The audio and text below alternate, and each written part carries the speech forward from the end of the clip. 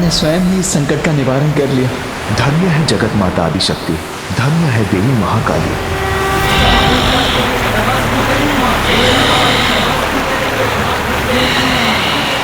पिताश्री, अब तो परीक्षा समाप्त कीजिए।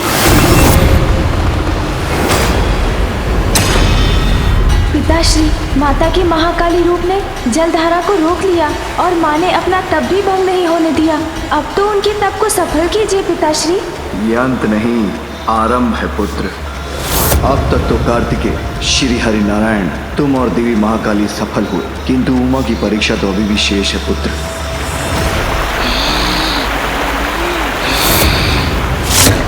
ये क्या कह रहे हैं आप पिताश्री? माँ की और कैसी परीक्षा लेने वाले हैं आप?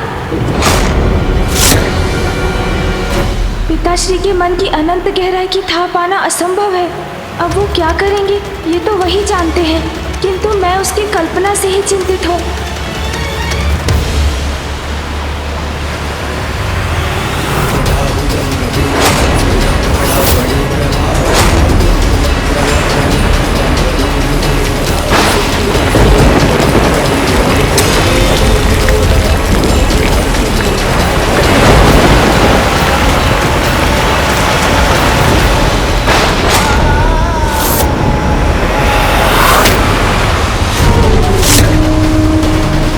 अब हम क्या करें गणेश? अब हमें इस समस्या का शीघ्र कोई समाधान सोचना होगा गणेश।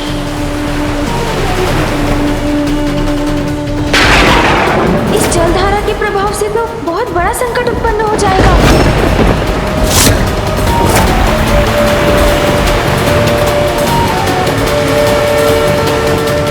ये तो जैसे अज्ञानता का अंधकार है जो भक्ति और दिव्य प्रेम के प्रकाश से ही छटेगा, और कदाचित इस जलधारा से होने वाले विनाश को रोकने का भी यही उपाय है।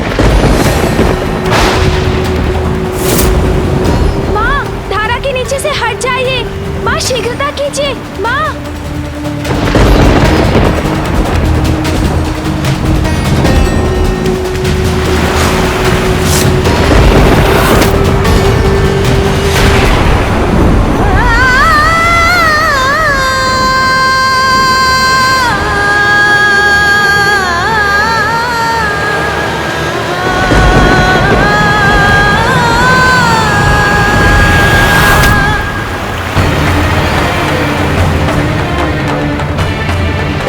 जलधारा मेरी ओर बढ़ी आ रही है। भ्राता नारायण, पुत्र कार्तिकेय, महाकाली और पुत्र गणेश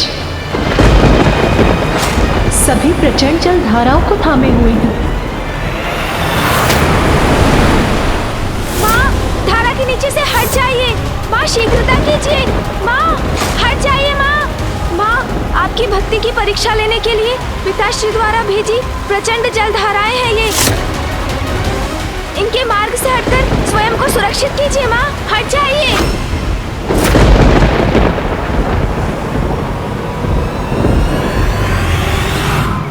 मेरे स्वामी यदि मेरी परीक्षा लेना चाहते हैं तो पीछे नहीं हटूंगी मैं। तो स्वामी, परीक्षा तो आपकी भी है, मेरे प्रति आपके प्रेम और सम्मान की परीक्षा।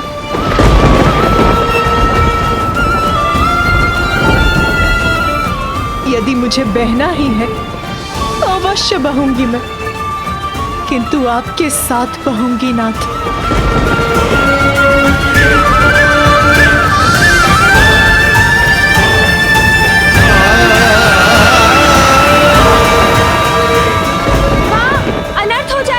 शीघ्रता कीजिए। माँ, हट जाइए।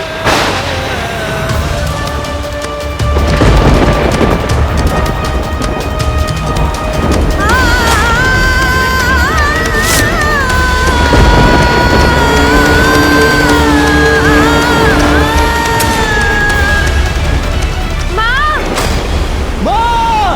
हट जाइए इस जलधारा के मार्ग से। बहन पार्वती, उमा,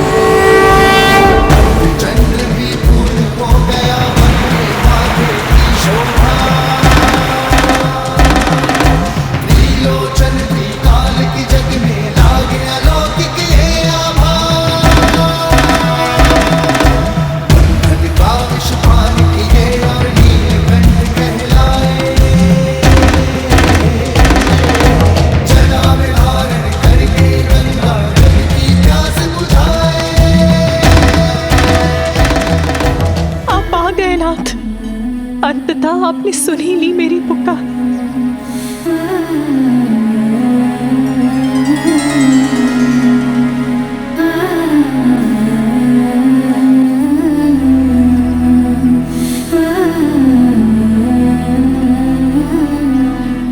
ये क्या उमा,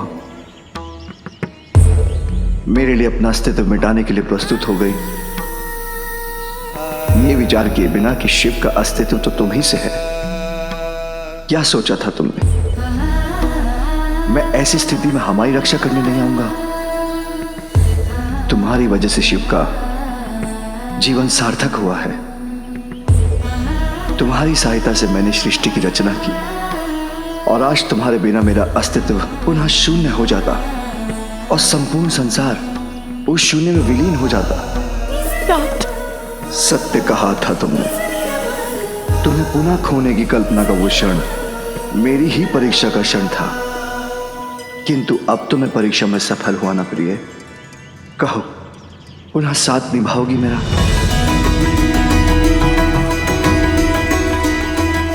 अपना हाथ मेरे हाथ में थाम कर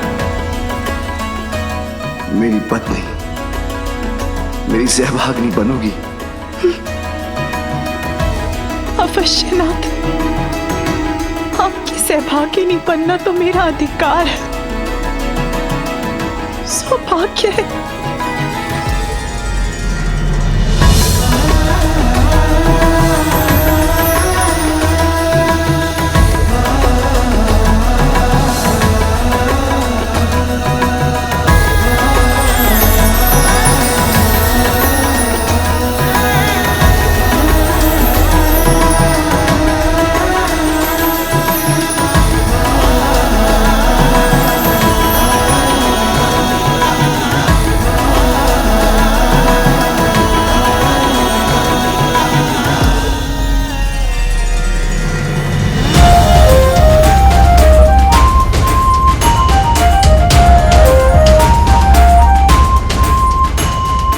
स्वामी, आपको अनुमान भी है आपसे दूर रहकर कितनी द्रवित रही हूं मैं। उमा, तुम्हारे वियोग की असहनीय पीड़ा से तो मैं भी व्याकुल रहा हूं।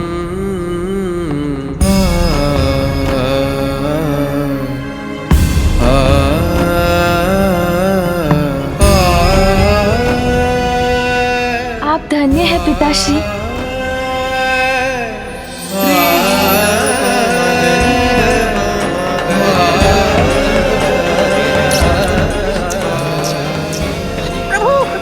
सफल हो गए। महादेव और माता पार्वती को पुनः साथ कर दिया हमने। प्रभु और माता के इस महामिलन की प्रसन्नता में मेरे ये अश्रु बह जाने। मूषक जी, आपके आनंद का अतिरेक सर्वथा उचित है।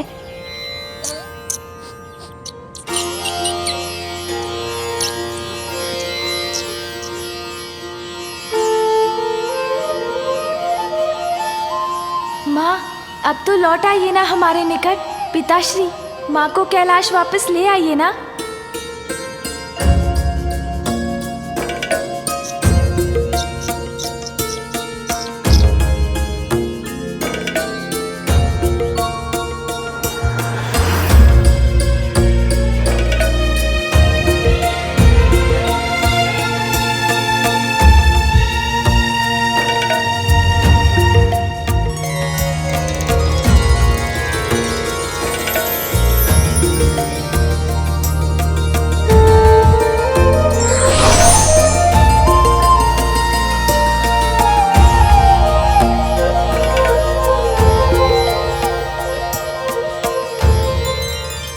स्वामी, शिव और शक्ति के शुभ मिलन का समय आ गया है।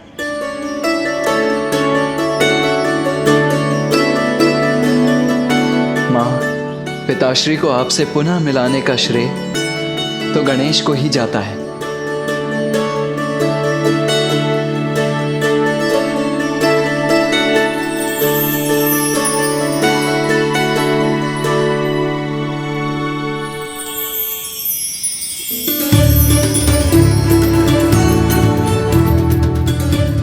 लौट आई माँ, मैं बहुत प्रसन्न हूँ। पुत्र गणेश, माँ।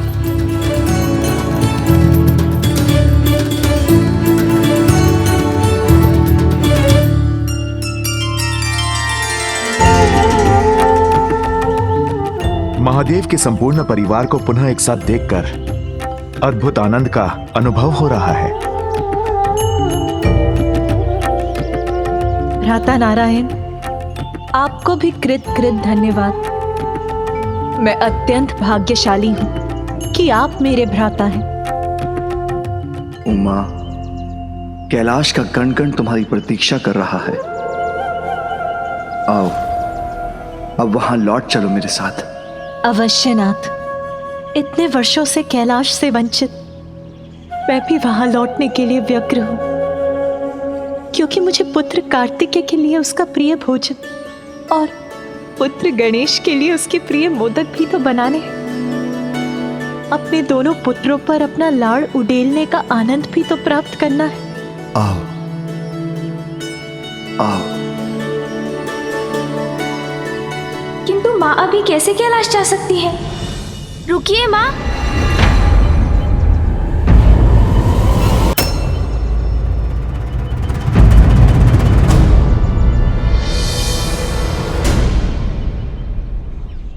क्या हुआ पुत्र गणेश? मुझे लौटाने के लिए तुमने इतने प्रयत्न किए और अब तुम ही मुझे रोक रहे हो। हाँ माँ, अभी आपके कैलाश जाने का समय नहीं हुआ है। तुम्हारे कहने का क्या आशय है पुत्र? क्योंकि आप कुछ भूल रही हैं।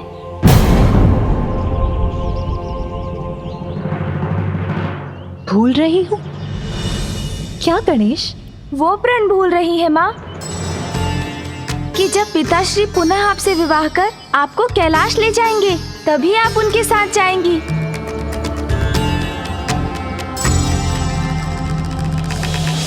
महादेव ने मुझे अपने से दूर किया, तो मुझे पाने के लिए प्रयत्न भी करना होगा। उन्हें स्नेह और सम्मान के साथ मुझसे विवाह कर मुझे कैलाश ले जाना होगा। ये मेरा प्रण है। और माँ, ऋषि कात्यायन को दिया अपना वचन भी स्मरण कीजिए। एक पुत्री के रूप में आपने मुझे अत्यंत ही सुखद पल दिए हैं, परंतु एक सुख से मुझे वंचित कर दिया। बस आपका कन्यादान नहीं कर सका। पिताश्री, आपको कन्यादान का सुख भी अवश्य प्राप्त होगा।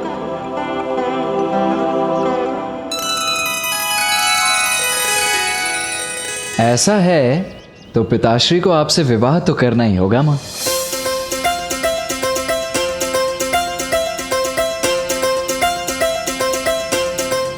तो पिताश्री, आपका क्या निर्णय है?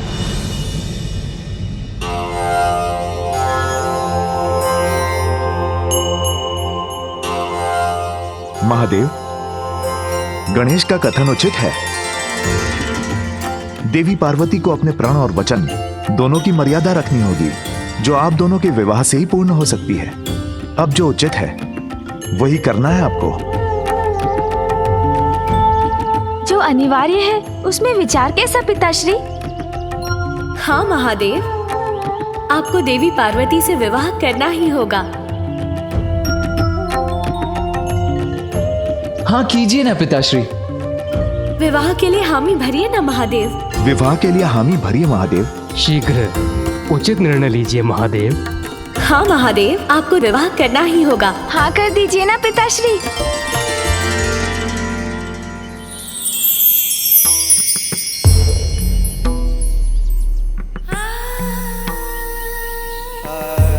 उमा, क्या मुझसे पुनः विवाह करोगी? अवश्य नाथ।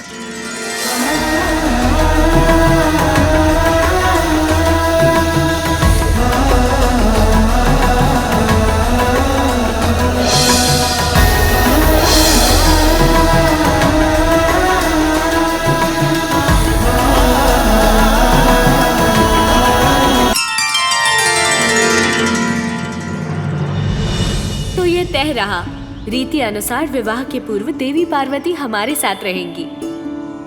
आप विवाह के लिए बारात लेकर आइए, तभी विवाह उपरांत वधू रूप में देवी पार्वती का साथ प्राप्त होगा आपको। अच्छा,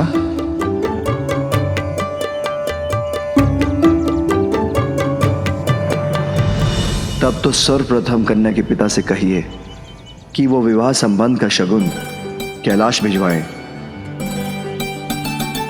महादेव, हमें आपसे तो यह अपेक्षा नहीं थी। आप तो अभी से ही वर पक्ष के समान व्यवहार कर रहे हैं। वर पक्ष वाले हैं तो वर पक्ष जैसा ही व्यवहार करेंगे ना। चलिए महादेव, बारात लेकर ही आते हैं। ओ शिव जी बिहाने चले पालकी सजाएंगे, भभूति लगाएंगे ला।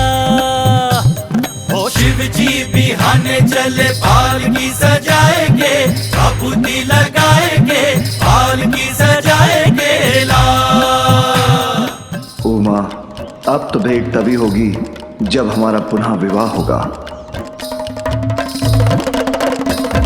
शिव जी बिहाने चले पालकी सजाएंगे, भभूति लगाएंगे, पालकी सजाएंगे ला। शिव जी बिहाने चले पालकी सजाएंगे, भभूति लगाएंगे, पालकी सजाएंगे ला। शिव जी बिहाने चले पालकी सजाएंगे, भभूति लगाएंगे, पालकी सजाएंगे ला।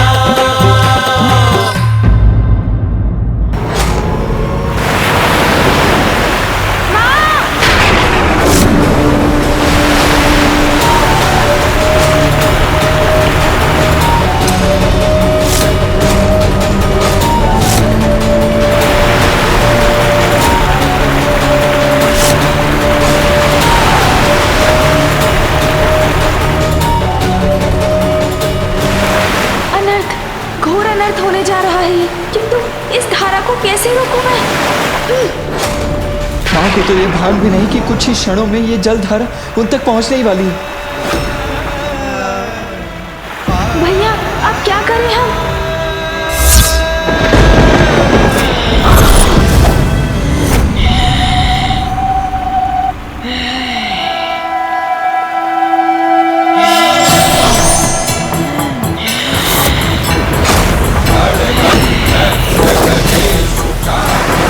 माता महाकाली,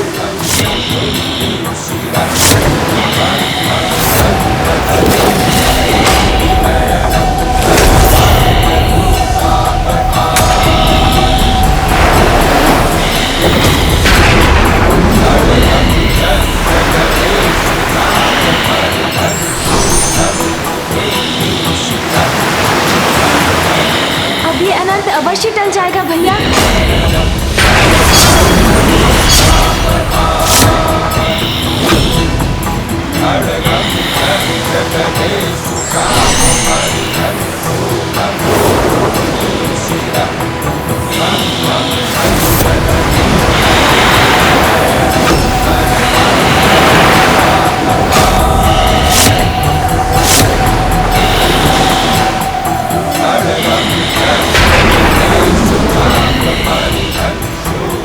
धन्य है माँ, धन्य है माता महाकाली।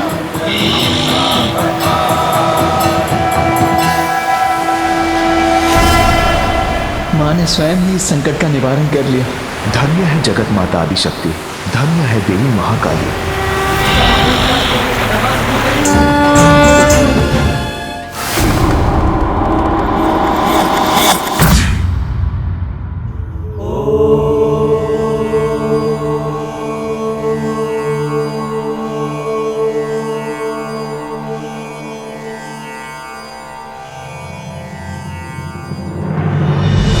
मैंने महादेव से तो कह दिया था कि बारात ले आइए, किंतु विवाह का आयोजन कहाँ और कैसे होगा? यहीं इसी स्थान पर महादेव मुझे लेने आए थे।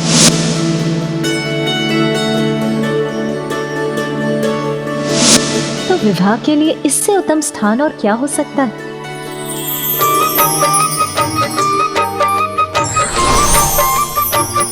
प्रणाम माताओं। प्रणाम देवी पार्वती। हम सभी देवियां भी कन्या पक्ष में आपका साथ देंगे। अब हमें यही सभी व्यवस्था करनी होगी। मामी जी, बुआ जी, उसका उपाय ढूंढ लिया है मैंने। माँ मुझे क्षमा कीजिए, आपकी अनुमति के बिना ही देवशिल्पी विश्वकर्मा जी को आमंत्रित किया है मैंने।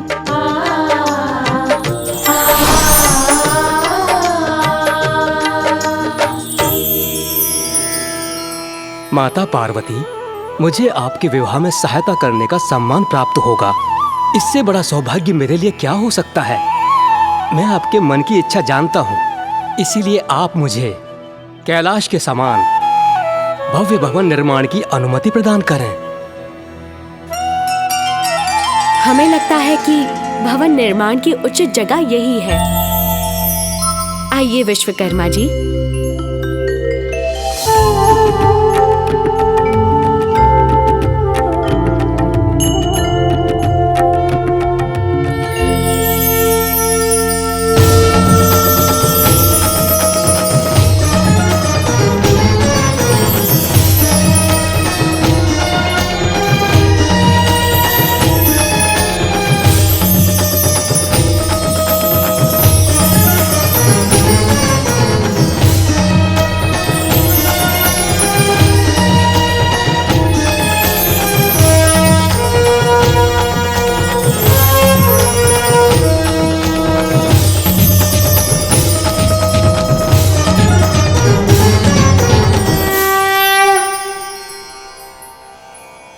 गृह तो नारी से ही पूर्ण होता है, बिना किसी नारी के कैसे होगा सब।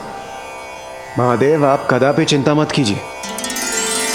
मैं वरुण देव, वायुदेव, सूर्यदेव, अग्निदेव और सेनापति कुमार कार्तिकेय सभी मिलकर वर पक्ष की ओर से उचित व्यवस्थाएं कर लेंगे।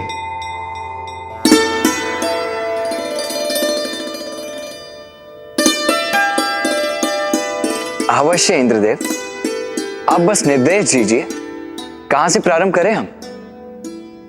हाँ, सर्वप्रथम हमें भोजन की व्यवस्था करनी चाहिए। हाँ, यही उचित होगा। क्षमा चाहता हूँ इंद्रदेव, किंतु मेरे विचार से सर्वप्रथम हमें सजावट करनी चाहिए। ये उचित होगा। आज्ञा दीजिए प्रभु, आज्ञा दीजिए। नहीं सूर्यदेव, सजावट का काम तो होता रहेगा, किंतु भोजन की व्यवस्था करने में अधिक समय लगता है, इसलिए हमें शुरुआत वहीं से करनी चाहिए। किंतु हम तो वर पक्ष से हैं ना, और हमें तो कन्या पक्ष के यहाँ जाना है, तो फिर हम भोजन किसे कराएंगे? तो क्या सूर्यदेव, आप अतिथियों का आदर सत्कार बिना भोजन के करेंगे? किंतु सूर्यदेव उचित कह रहे हैं। अतिथि सत्कार और भोज तो कन्या पक्ष का दायित्व है। भोजन तो कराना ही होगा, यही नियम है। शांत हो जाइए, आप सभी शांत हो जाइए। जब मुझे विवाह वहां करना है तो मुझे वहीं रहना चाहिए था। मेरे यहां रहने का औचित्य ही क्या। और ये भोजन और सजावट पर विवाद करना सर्वथा व्यर्थ है। हमें तो शीघ्रता से प्रस्थान करना चाहिए। ये महादेव को क्या हो गया है? स्पष्ट है अग्निदेव, वो शीघ्र ही विवाह कर देवी पार्वती को यहाँ लाना चाहते हैं। उमा वहां मेरी प्रतीक्षा कर रही होगी। ये भवन सभी प्रकार से परिपूर्ण है।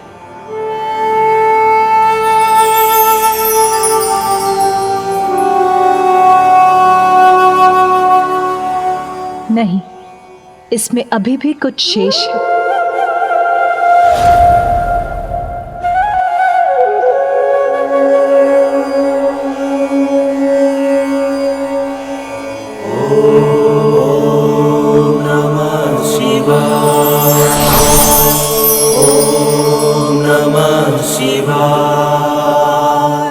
प्रणाम। ओम नमः शिवाय। अब इनकी स्थापना से ये भवन अपनी परिपूर्णता प्राप्त करेगा।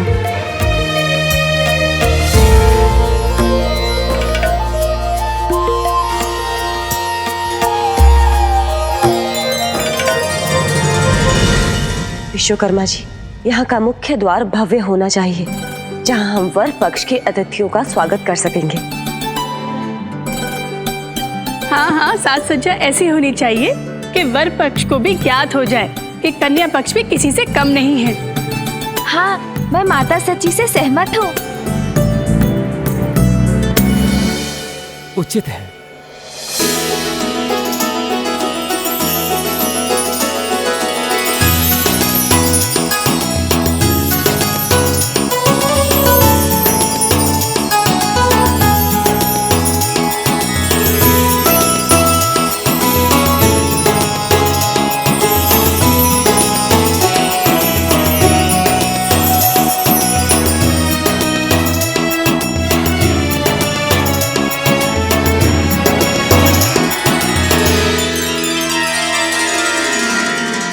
देवी पार्वती, अभी हमें प्रतीक्षा करनी होगी। उनके आगमन में अभी समय है। मामी जी, बुआ जी, यहाँ तो विश्वकर्मा जी सभी व्यवस्था बड़ी निपुणता से कर रहे हैं और वहाँ कैलाश पर भी मुझे विश्वास है सभी कार्य उचित प्रकार से ही कर रहे होंगे। सूर्यदेव, आप बहुत बड़े योद्धा हैं और बहुत अच्छे रणनीतिज्ञ भी हैं, किंतु बारात की व्यवस्था करने का ज्ञान आपको कदापि नहीं है।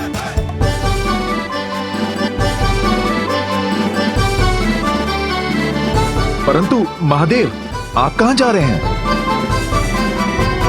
व्यर्थ है इतने विचार, अब हमें प्रस्थान करना चाहिए। किंतु महादेव, निमंत्रण आने के पूर्व वहां कैसे जा सकते हैं हम? उचित है महादेव, जब तक कन्या के पिता ऋषि कात्यायन शगुन की थाल नहीं लेके आते, हम बारात लेके नहीं जा सकते।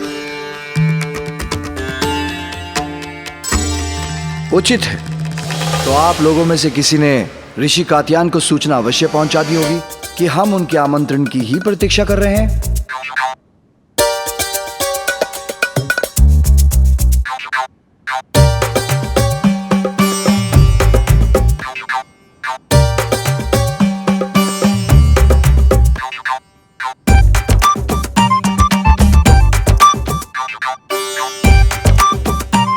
क्या अभी तक किसी ने उनको सूचना तक नहीं दी?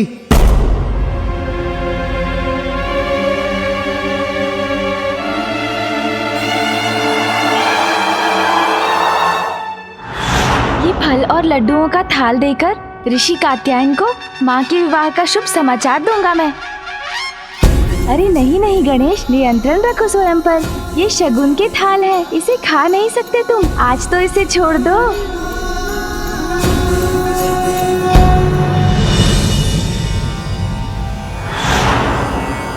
क्षमा करे ऋषिवर, मुझसे रहा नहीं गया और मैंने खा लिया। मेरे यहाँ आने का प्रयोजन है ऋषिवर, आपकी पुत्री के विवाह के लिए आपको शगुन की थाल लेकर कैलाश जाना होगा। मेरी पुत्री ने अपना वचन निभा दिया।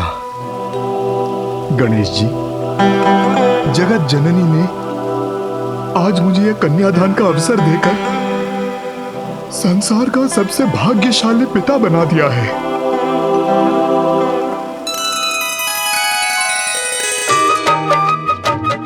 प्रथम पूज्य हो तुम पुत्र गणेश, मंगल मूर्ति हो। तुम्हारे द्वारा मेरे इस मांगलिक कार्य का शुभारंभ हो, उससे अधिक मंगल और क्या हो सकता है। मैं सदा तुम्हारी आभारी रहूंगी पुत्र। ये तो मेरा सौभाग्य है माँ।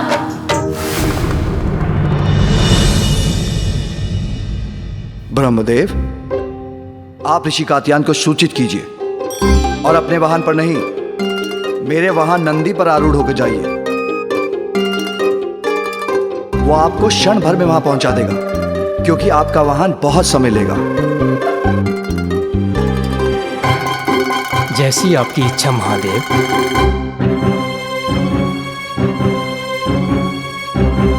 शीघ्रता कीजिए ब्रह्मदेव। महादेव, मुझे नंदी पर आरूढ़ तो होने दीजिए। फूफा जी, आपको कहीं जाने की कोई आवश्यकता नहीं।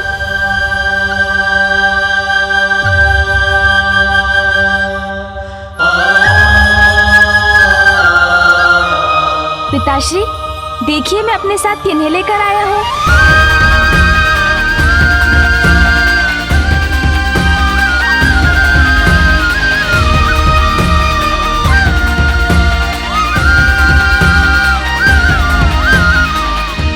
पिताश्री, फूफा जी, मामा जी, इस महान अवसर पर हमें उचित मार्गदर्शन की भी आवश्यकता है। इसलिए मैंने सप्त ऋषियों को भी आमंत्रित किया है।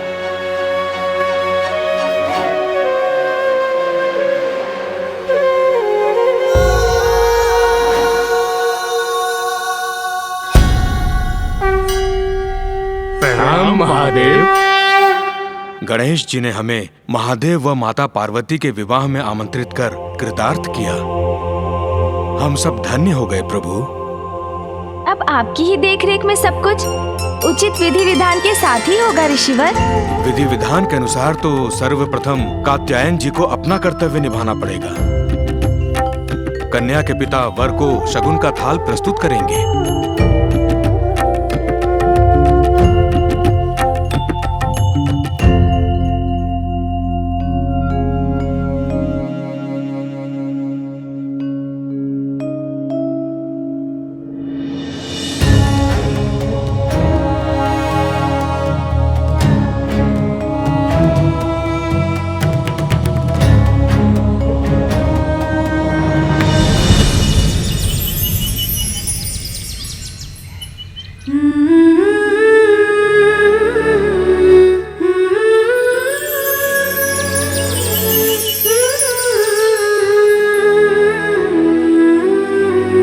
देवी पार्वती, तनिक दर्पण में भी तो देखिए।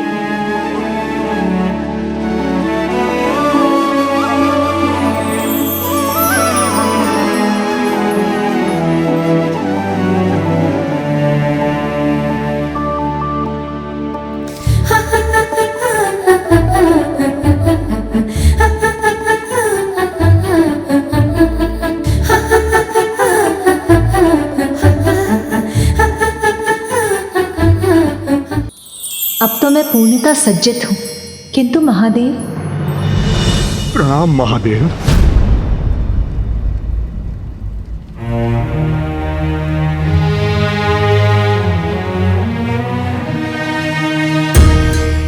महादेव,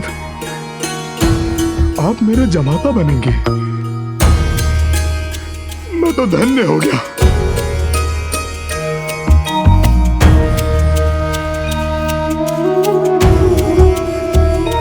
ये शगुन का थाल आप स्वीकार कीजिए।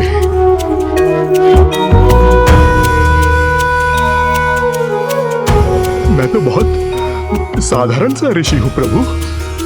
मेरा जो कुछ भी है वो सब मेरी पुत्री का है।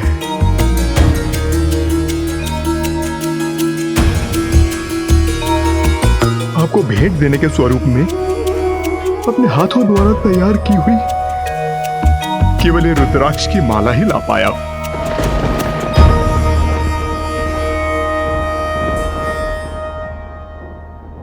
शीघ्रता कीजिए, पुष्प दीजिए मुझे। बहुत सुंदर रंगोली बनाएंगे हम। महादेव और देवी पार्वती का विवाह है तो रंगोली भी अनुपम होगी।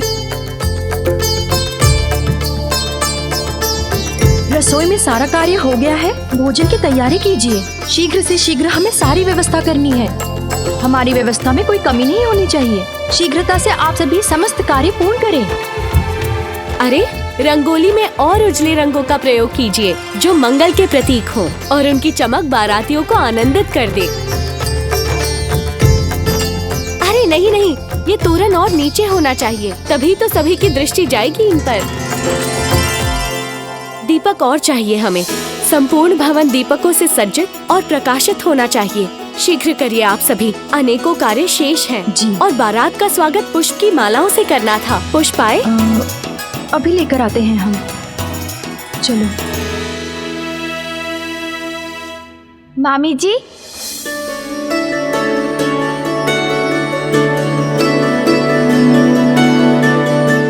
अति उत्तम। ऋषिवर कैलाश से वापस आ गए।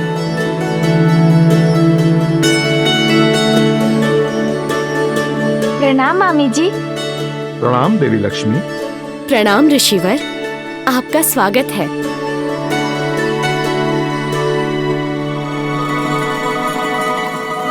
यहाँ सभी कितने उल्लासित आनंदित दिख रहे हैं। मामी जी, यहाँ तो सभी बड़े उत्साह से विवाह की तैयारियों में व्यस्त हैं। किंतु पुत्र, प्रत्येक कार्य में कितना समय लग रहा है। रसोई में देवी सरस्वती और विवाह मंडप देव शिल्पी विश्वकर्मा कर रहे हैं, इसीलिए मैं थोड़ी निश्चिंत हूँ। किंतु ये शेष कार्य कैसे पूर्ण हो सकेगा? आप मुझे अनुमति दीजिए देवी लक्ष्मी। मैं कन्या का पिता हूँ, मैं भी आपकी सहायता कर सकता हूँ। वैसे मेरी पुत्री कहीं दिखाई नहीं दे रही। देवी पार्वती अपने कक्ष में है और बड़ी ही उत्सुकता से आपकी प्रतीक्षा कर रही हैं।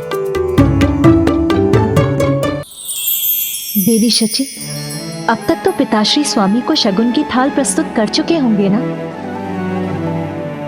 पुत्री,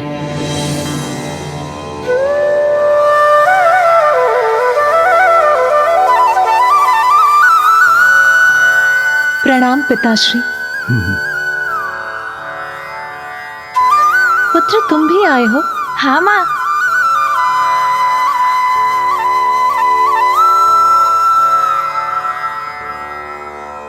क्या हुआ? आप दोनों एक दूसरे को ऐसे क्यों देख रहे हैं? कोई चिंता की बात है क्या? पुत्री,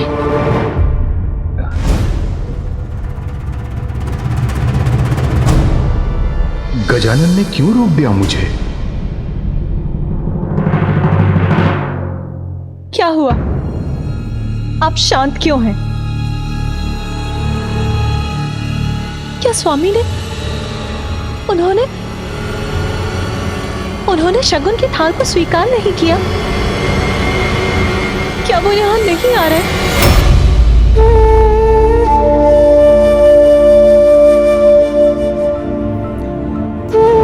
अब मैं क्या बताऊं माँ? आप तो पिताश्री को जानती है ना माँ? जानती हूँ, अर्थात? उन्होंने शगुन तो स्वीकार किया, किंतु क्या पुत्र?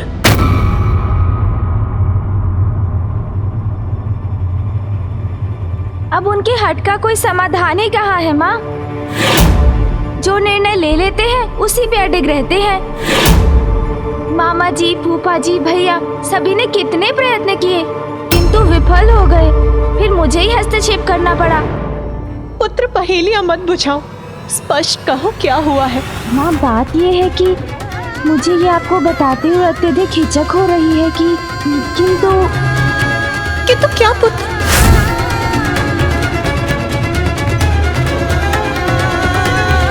माँ, पिताश्री को आपके पास आने से रोक पाना बहुत कठिन हो रहा था ना। इतने अधीर हो रहे हैं वो आपसे विवाह करने के लिए।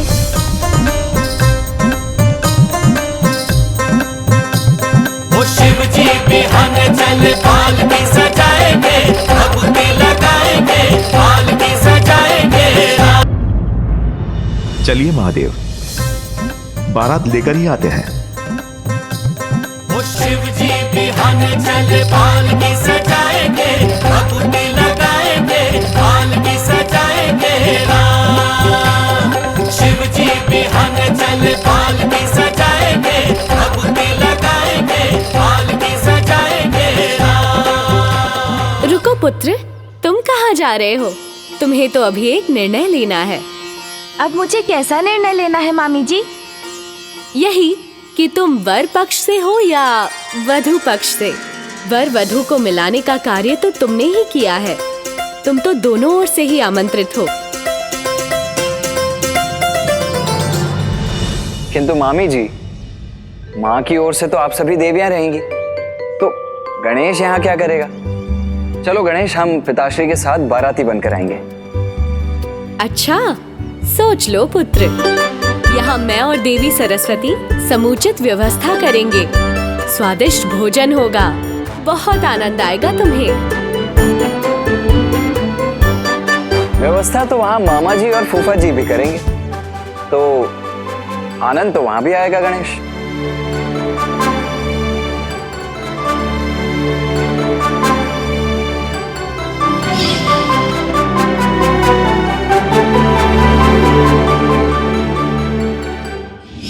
मैं यहाँ माँ के साथ रहूंगा तो भांति भांति के स्वादिष्ट व्यंजन तो अवश्य होंगे।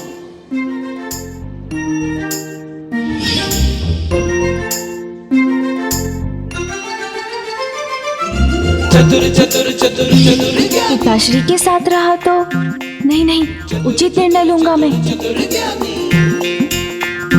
मामी जी और बुआ जी एकाकी सब कुछ कैसे करेंगे? और वहाँ कैलाश पर मामा जी को भी सहायता चाहिए होगी।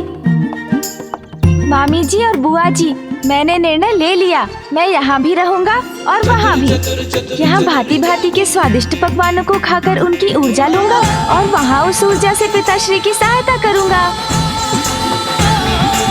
भैया, आप पिताश्री के साथ कैलाश जाइए, मैं शीघ्र ही वहाँ पहुँचता हूँ।